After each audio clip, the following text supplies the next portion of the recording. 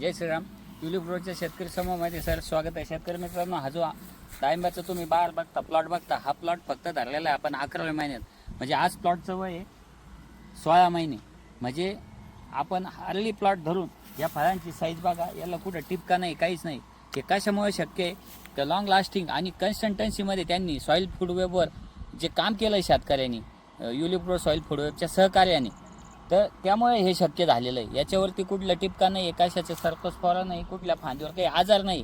कारण इथं जे मॅनेजमेंट होतं, जे पिरियडिक बायोडायनॅमिक्सनुसार त्यांनी ते फॉलो केलेलं आहे. स्लरी मॅनेजमेंटवर जास्तीत जास्त भर दिलेला आहे आणि सॉईल फूड वेबवर जास्त काम केलेलं आहे.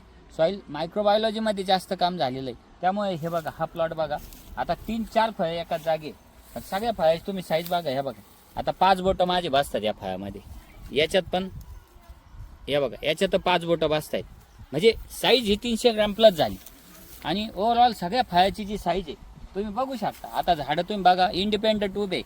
आपण टॉमॅटो सारखे झाडं बांधलेले, म्हणजे मिनिमम कॉस्टवर याचा खर्च केलेला आहे. बघा, असे 2-9 फुटाचे बांबू घेऊन त्याच्यावर सिंगल तार टाकून त्याला असे दोरीने झाडं बांधलेली. आणि या प्लॉटमध्ये सगळे झाडं, सगळे फळ हे 200 ग्रॅम प्लस आहे. ते 200पेक्षा जास्त साईज. आता हे बघा, तुम्ही सगळे झाडं बघा, कोणतंही झाड बघा, सगळ्या झाडाला तशीच सेटिंग आहे आणि तशाच पद्धतीचं,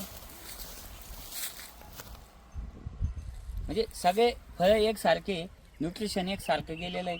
पाण्याचं व्यवस्थापन बघा, पाणी दोन्ही बाजूला लांब लांब आहे. हा जो प्लॉट आहे, हा चौगुले सरांचा प्लॉट आहे, बेलपिंपळगावचा.